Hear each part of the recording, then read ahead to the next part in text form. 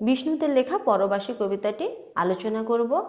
কবিতাটির লাইন ভিত্তিক আলোচনা করব, তাই তোমরা ভিডিওটি স্কিপ না করে পুরো ভিডিওটি দেখতে থাকো। এবং ভিডিওটি যদি ভালো লাগে তাহলে অবশ্যই লাইক এবং সাবস্ক্রাইব করে দিও। আগে জেনে নিই পরবাসী। পরবাসী কথাটি কি বলতো? পরবাসী হচ্ছে যারা প্রবাসে থাকেন।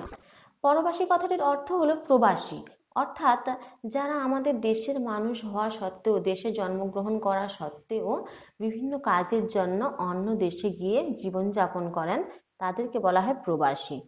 তারা আমাদের এই দেশকে প্রচণ্ড পরিমাণে ভালোবাসেন এবং অন্য দেশে গিয়েও আমাদের দেশের সৌন্দর্য, প্রাকৃতিক রূপ, সৌন্দর্যের কথা ভুলতে পারেন না।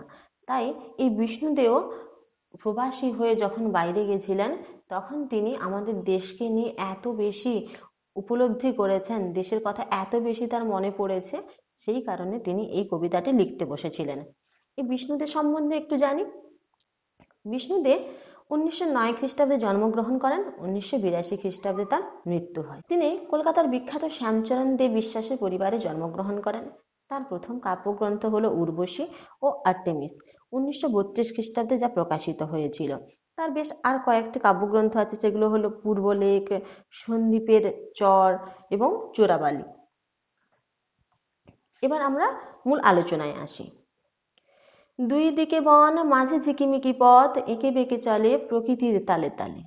গ্রাম বাংলার পথগুলো হয় বেশ আঁকা বাঁকা ধরনের, এবং সন্ধ্যের সময় চাঁদের আলো এসে যখন রাস্তার উপর পড়ে, তখন যেন মনে হয় রাস্তাটা ঝিকমিক করে আলো জ্বলছে রাস্তার উপরে, এবং রাস্তার দুপাশে বন জঙ্গল থাকে। রাতের আলোয় থেকে থেকে জলে চোখ, নিচে লাফ দেয় কচি কচি খরগোশ। কচি কচি কথাটির অর্থ হলো ছোট ছোট। রাতের বেলা এই যে চাঁদের আলো এসে অল্প আলো পড়ে, তখন কি হয়, এই ছোট ছোট খরগোশগুলো রাস্তার মধ্যে লাফালাফি করে, খেলাধুলো করে।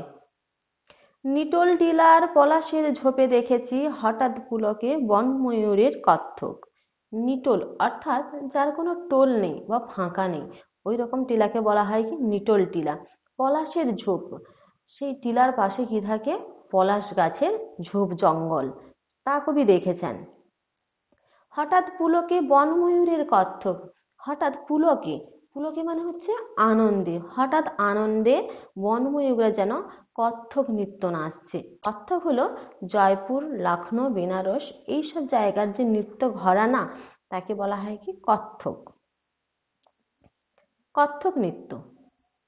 তাঁবুর ছায়ায় নদীর সোনালি সেতারে মিলিয়েছি তার সুষমা।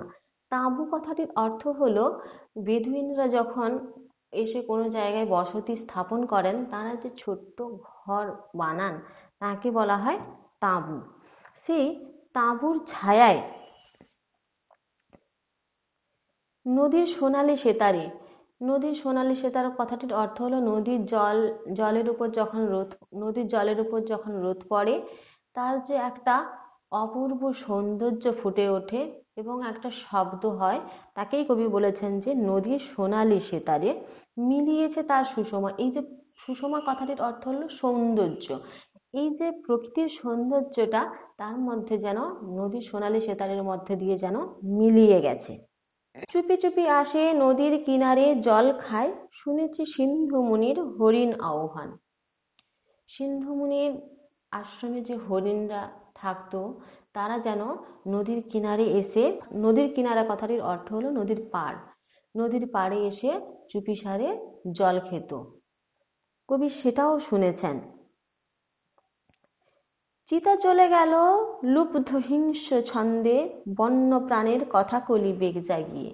চিতাবাঘ তার লুব্ধ হিংস্র ছন্দ, অর্থাৎ চিতাবাঘ যখন শিকার করতে যায়, লুব্ধ কথাটির অর্থ হলো লোভ, আর হিংস্র তো এমনিতেই যেন খুব ভয়ঙ্কর।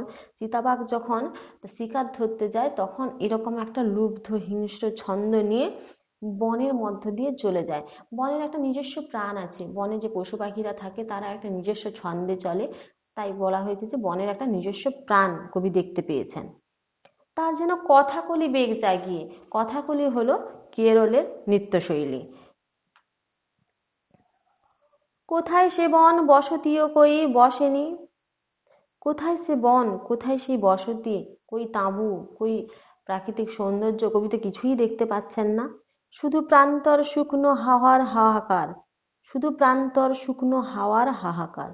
শুধু প্রান্তর, শুধু শেষ প্রান্তর আর শুকনো হাওয়ার হাহাকার।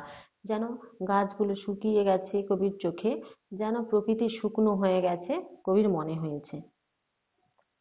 জঙ্গল সাপ, গ্রাম মরে গেছে শহরের, পত্তন নেই, ময়ূর মরেছে পণ্যে।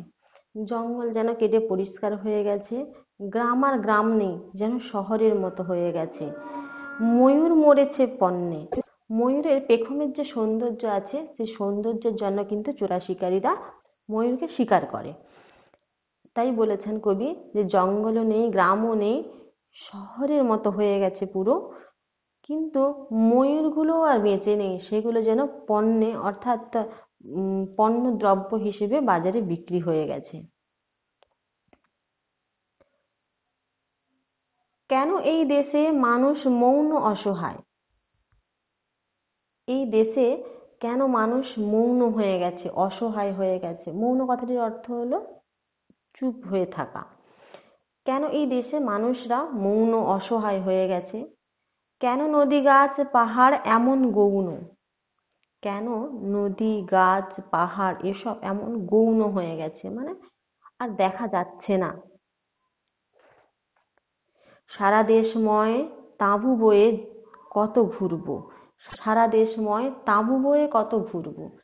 অর্থাৎ কবি বলছেন যে সারা দেশে আমরা এই যাযাবরের মতো তাঁবু বয়ে বয়ে কত আর ঘুরে বেড়াবো। পরবাসী কবে নিজ বাসভূমি গড়বে? পরবাসীরা যারা হচ্ছেন এই দেশে জন্মগ্রহণ করা সত্ত্বেও বিদেশে থাকেন বা অন্য কোনো জায়গায় থাকেন, তারা কবে নিজেদের বাসভূমি গড়তে পারবে? ভিডিওটি ভালো লাগলে লাইক এবং সাবস্ক্রাইব করে দিও।